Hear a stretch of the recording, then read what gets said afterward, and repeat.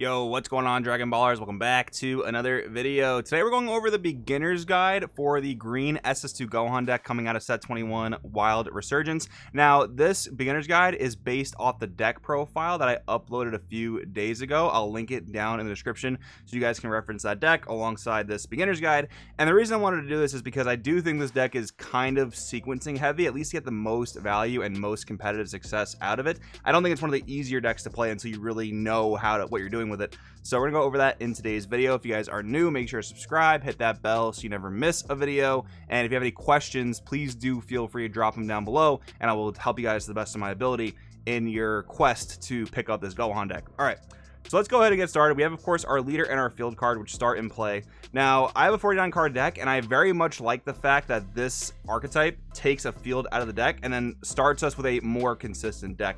You know, a lot of people are playing like 52, 54, even 56 cards sometimes, and I think in the right formats, that's, you know, pretty good.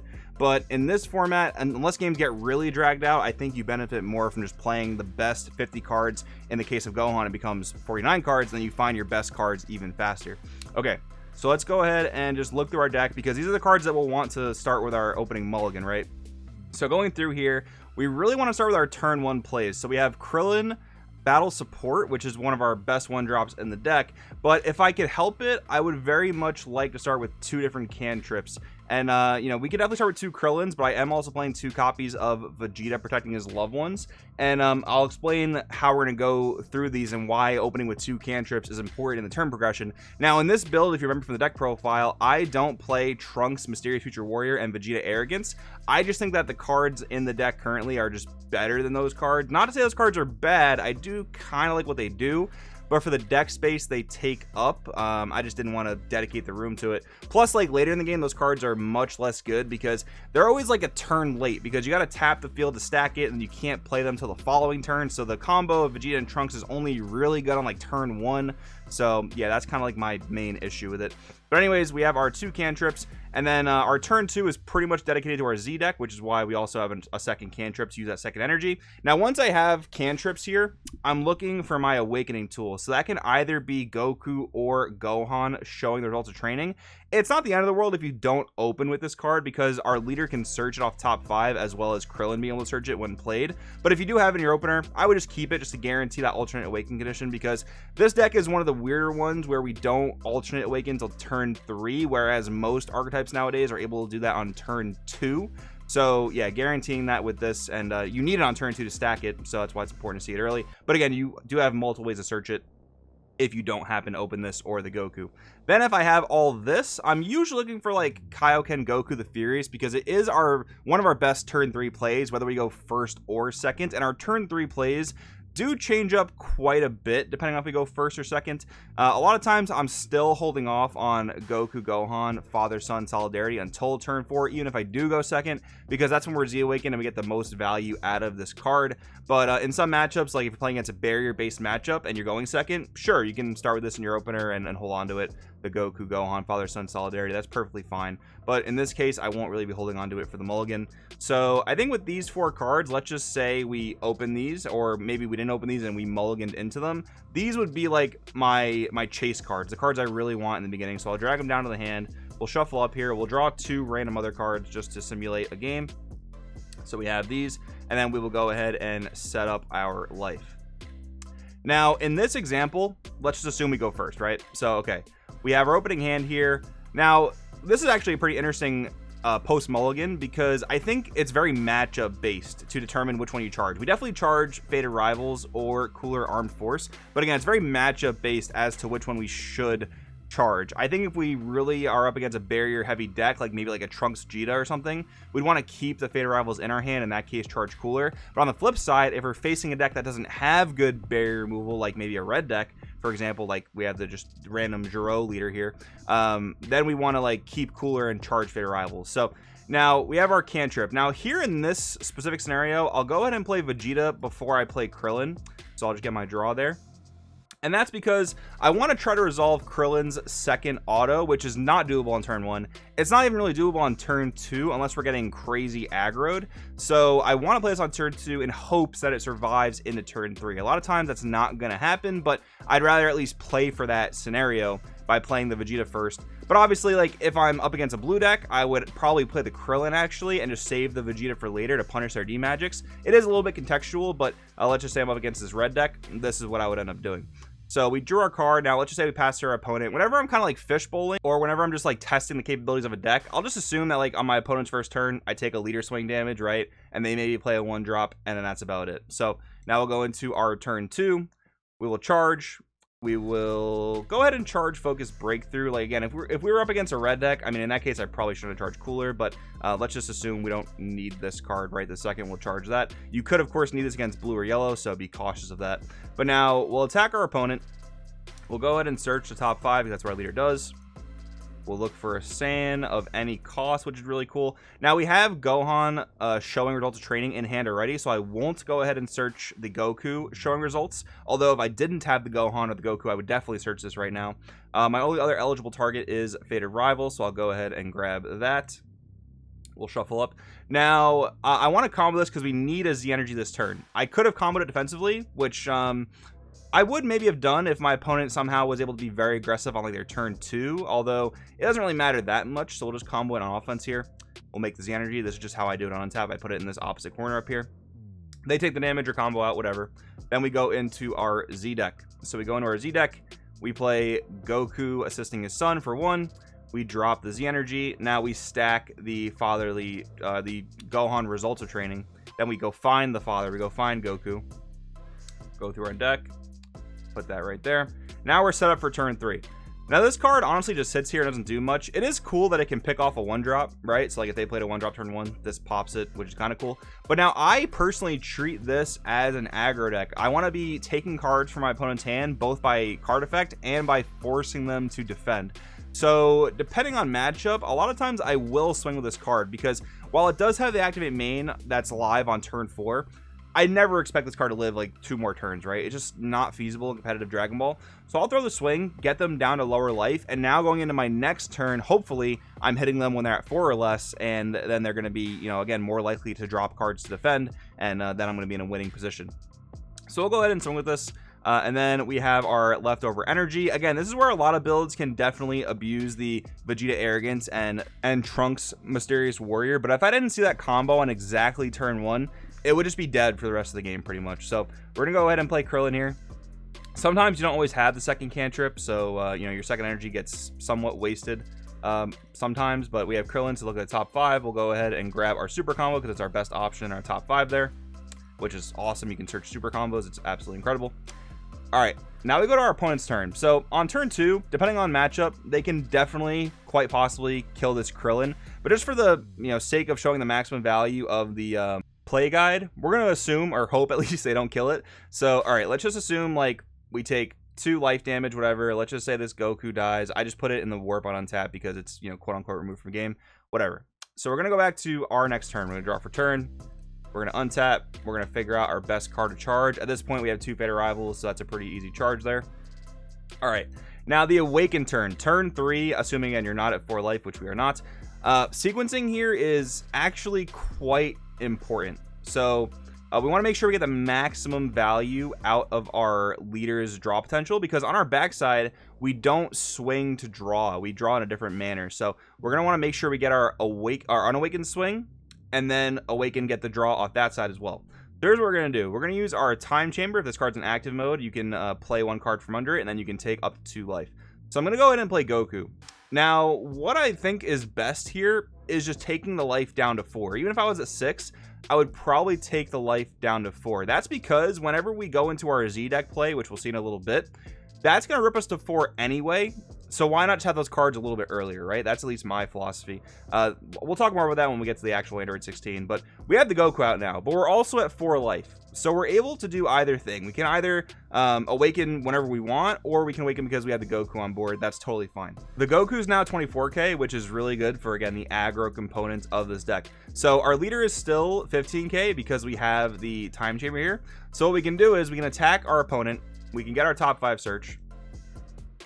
We'll go ahead, take a look. We'll just grab our best card, which I would normally go for the super combo, but we don't have a 10k Goku yet, and we're going to need that for our Z Awakened turn. So I'm going to go ahead and grab that just for the sake of preparedness.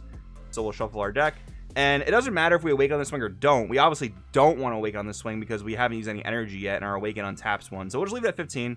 That's totally fine. Then we'll swing a Goku. That's also fine, 24k. Now we can pay 1 to use our Goku's effect, put in the drop area, get another card draw, which is super efficient. Play out Gohan, which is going to pop a guy. And now we're able to awaken. So we're going to awaken here. We're going to untap 1. We're going to draw 1. We're going to flip over. Now, our auto on the back side of leader says, one of your mono green Gohan childhood battle cards attacks. Use 1 mono green card of 5,000 combo from your drop and a combo that skills negated for the turn. So that's where we're going to want to attack with Gohan showing the results of training. That's going to proc our second leader auto. We're going to then combo with the Goku from the drop area. And then our Gohan has an auto that if this card's in a battle, when you use this specific Goku in a combo, choose one of your opponent's unisons and remove 2 markers from it. So if our opponent has a unison from turn 2, or maybe if we went second, they have a unison, that's still really, really good. And now our leader's first auto, when you use a card in a combo, place 1 card from hand at the bottom of your deck and then draw 2 cards. We really want to avoid comboing a card from our hand to have to proc this auto, because then it becomes like a 2 for 2. We're comboing a card from hand, so we're losing 1 card there. We're placing a card from hand at the bottom of the deck, so we're losing another card there, and then we're drawing 2 cards back. In this case, we comboed a card from our drop area, so now we're gonna turn 1 card in our hand into 2 cards. All right, so let's take a look at our hand. Let's see what the most worthwhile thing to get rid of is. At this point, we really don't need Krillin, so I'm gonna go ahead and bottom deck that, and we're gonna draw our 2 new cards. Oh, we draw our SCR. That is absolutely perfect. All right, so we have Krillin battle support here for his second auto. Auto limit 1, there is a hyperbolic time chamber in your battle area and a skillless battle card in your combo area. When this card in your battle area is using a combo, draw 1 card and add this card to Z energy. So the Goku is a skillless battle card because our leader negates its skills when comboed from the drop. So we're gonna go ahead and combo the Krillin. We're going to get that immediate draw and that immediate Z energy generation. So we are going to lose that combo, but 25k is still a really great number. And we just made an extra Z energy and drew an extra card. I'm at 14 cards in hand. This is really, really good. So this battle's still happening. It's 25k. Hopefully at this point, our opponent's at 4 or less life, which is why I swung with the Goku assisting his son before to try and get my opponent down to that lower life total. If they're at 4 life and they're trying to deal this 25k swing, they're in a rough spot. So they do whatever, they take damage or they combo out or whatever. We will Z charge this now. We've made 2 Z energy incredibly efficiently this turn, and we've gotten our awakened leader auto without having to minus anything from hand. Now this whole play line, yes, can be susceptible to floodgates if you attack incorrectly. You could get punished by floodgates. You might not be able to successfully use this leader attack, or sorry, this battle card attack to proc your leader effect. But in that case, it's still kind of okay. Like, let's say we had Focus Breakthrough in hand. We rip ourselves down to 4 life before doing anything with Time Chamber. Now Focus Breakthrough is live. Even if it wasn't live, I'm still willing to take a -1 from hand, whether it's like, again, 17 Defending Friends, Floodgate, or even a mirror match with Uneasing Awakened Rage. I'm willing to take a -1 from hand to resolve all the things we just resolved, right? Like, let me know in the comments if that makes sense. But yeah, this is what we've done. We've awakened, and we haven't even used a single one of our turn 3 energy yet. Well, I mean, you know, we got 1 energy back for awakening, so we have all 3 of our turn 3 energy ready to go. We have a lot of things we could do here, right? So one of my favorite things to do is definitely going into Goku Kaioken the Furious, make them pitch 1, swing with it. That's 15k crit. I'm totally down to drop a super combo on this. Let's get rid of the Gohan showing results of training, because at this point, at least in this build of the deck, I am now pretty much fully ignoring hyperbolic time chamber. Like, I'm absolutely ignoring that. So I'll drop the super combo here if my opponent's at 4 or less life. If they're at 5, odds are they're blocker negating this or just comboing 5k, which is both fine. But now I'm definitely down to force this a little bit more if my opponent is at that like 4 or less life threshold. So that's 25k. We've still got, you know, a really good hand of defense here, so I'm not worried in the slightest. Now, one thing we have to do before we end our turn 3 is go into Android 16 Final Wish. So we're gonna go ahead and play that. We're gonna drop 1 Z energy, and now we have the Z stack where we put our Z leader under it. Go ahead and set that up there. Okay, now we have our Z Awaken set up. Basically, in any which way Android 16 dies, we get a Z Awaken, which is incredible. Now this guy's ability will rip us down to 4 life, but I already put us down to 4 by using Time Chamber's full effect. Now, the reason I think that's perfectly fine to do is because no matter what, you're gonna be pretty much using the 16 immediately, whether it's like the first swing of your opponent's turn, or the first time I play a battle card, you might just go ahead and proc the auto anyway. There's not many times where I just like let my opponent do some damage to me and then wait to block with this. Likewise, when I'm playing against Gohan, I actually try to kill the 16 before they get a chance to block with it, especially if they're sitting at 6 life, because in that case I'll put them down to 4 and now they're -1 blocker, and now every attack of them they have to either negate or combo out of. Now here we have a couple options. We have 1 energy left over, so we could go ahead and use that for Uneasing Awakened Rage next turn. We could also maybe get a little greedy and tap out for Raditz pulling ahead, which I don't think is a terrible play. We could also set up our Cell Max, but honestly I'd rather just hold it for next turn and just like drop it a little bit more sneakily, especially because a lot of people playing against this specific leader are not going to expect this SCR. They're going to expect the Goku Peace Resolution SCR, right? So depending on matchup, I'd probably hold up the 1 open for Uneasing Awakened Rage, especially if we went second here. If we went second and our opponent's going into turn 4, I'd almost definitely keep the 1 open for Uneasing Awakened Rage. But in this example, we did go first, so we could go for Raditz, but we also have Goku Decision Made. So even if our opponent's turn is not going to be like some huge, big, threatening thing, I think it's still okay to leave 1 open and potentially go for this Decision Made play. I think that's totally fine. So let's just say we leave the 1 open, we go to our opponent's turn. Now they're a turn 3 in a red deck. They can do a whole lot, especially if you guys are familiar with the 13 deck. They could drop their triple attack double striking 30k boss monster, in which case we could just like use the auto of this to respond to that, right, or respond to the 1 drop being played. That'll get us Z Awakened immediately. So what I do on untap is I just put all my Z cards in the warp, and I also just put my regular leader in the warp. So now we're Z Awakened on the first thing they play, right? Now we could counterattack with this. Now the only reason I don't love counterattacking with this is because it's going to go into our Z energy, and then we have to make a Z deck play in order to put it into our drop, because we will need this card in our drop for the next turn. So I might not go for this. Odds are I think I'll go for this, negating and floodgating the opponent. So we'll do this. We'll use the additional effect to, you know, put them under the floodgate, and we will draw the 1 card back. We're still at 12 cards in hand, which for me is like really impressive, especially for a green deck. Now they're floodgated from attacking, and they still have to deal with this board presence we have. But let's just say they do. Let's just say they play cards that kill our cards, whatever, that's fine. And if they've attacked to do that, they've just lost more cards from hand. All right, we'll go into our next turn now. We'll go into our big turn 4. And this is definitely a turn where you can look to kill. So if I'm looking to kill, I'm charging the negate. I'm charging any extra card that I cannot combo with. All right, we have our Z leader here. We'll use our activate main. We will go ahead and pitch our 10k Goku to set up our future effects. Draw 2 cards for doing so. We're at 13 cards in hand.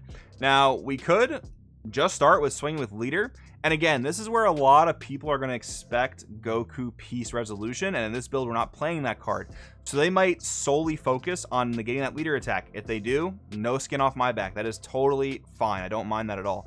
Now we can go into our boss card, which is another card that kind of honestly just demands negates, especially if they're at 3 or less life. So let's swing with this. We'll get the auto off. We'll get our leader auto as well to combo with 10k Goku. Now they're critting a life. They've pitched 1 card from hand. We've popped a barrier guy, and they're going to deal with this 45k double strike. We might even want to combo a super combo potentially, whatever the case is. Now they are in a bit of a pickle because they want to negate both these things, right? Both these attacks are very, very threatening. So it really depends on matchup. Once again, like against red, I would more so expect them to block or negate than use any sort of floodgate. If they have Violent Rays in their deck, more power to them. A lot of times though, like against blue and against yellow, you probably want to go ahead and swing with the battle card first. Like against blue, you swing with the battle card first, so if they use 17 Offending Friends, your leader can still go in and they have to negate that next. Against yellow, it doesn't matter too much because Riposte just stops everything except Unisons. And if you play this, they can actually respond with Vegito, which is also fine because then our leader can still swing unimpeded, but whatever. Let's just say this is how it worked out. We got to combo our 10k Goku from the drop. They've crit a life. Let's say they negated this. Well, now we can sneak in our SCR, right? Because if they've spent a negate on this guy and a negate on this guy, odds are this guy's going in and quite possibly doing damage. What's really cool too is like if they've maybe block or negated themselves down to 1 life, you swing in with this, and if they have some miraculous way to kill us during battle, it doesn't even really matter because if they kill us, they're critting a life anyway, so that's totally cool. And if let's just say that all doesn't kill them, we're still set up with Uneasing Awakened Rage, right? Like we can maybe push a little bit further, but we've played our biggest cards we could possibly play. So if these guys didn't get the job done this turn, I doubt Kaioken Goku the Furious is going to really do all that much more. So I would just pass back to my opponent. I would hit them with the floodgate again, pitch this because I wouldn't be able to use it, draw a card, waiting for untap to load. It's actually been surprisingly fast, which is kind of nice. So he sends all to the drop area. Now they're floodgated again. If they kill my Cell Max, they lose their entire board and crit life. They might go ahead and kill this, which is totally fine. Now we go back into our next turn. Let's just do a turn 5 in case for some reason they didn't die. So we go ahead and charge this. We go ahead and use our leader ability. Like, all these Gokus and Gohans are pretty much useless now, at least again in this version of the deck. So we go ahead and draw 2. We've got our SCR swing if they didn't kill it, so that demands a negate right away. They know our SCR now, so like our leader swing is a little bit less frightening, but still, like, if they're at 2 life, we swing 20k double strike, and we've only used, what, 1 super combo? They should be scared of that, so this might demand another negate. Then we can go into a classic green play of, like, Cooler, then go into the Z deck, go ahead and grab our Frieza, Resurrected Ambition. And this is just an example. You don't have to do this on turn 5. You could totally go into, like, Goku Gohan, Father-Son Solidarity again. But let's just say you want to do this kind of fancy schmancy play. We go ahead and we swing with Cooler. We go ahead and proc Frieza to make them drop a card. We go ahead and proc Cooler to make them drop another card. And then we restand Cooler, swing with it again. They're pitching a 3rd card. And then maybe swing for 15 double strike for game.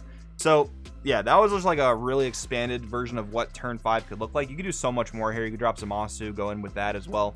You can do so much here. But that is generally the play-by-play all the way up till turn 5. And some games don't even make it to turn 5. But yeah, that you can kind of see how I treat this as an aggro deck. And hopefully maybe now you have a better understanding of why I totally ignore the time chamber shenanigans.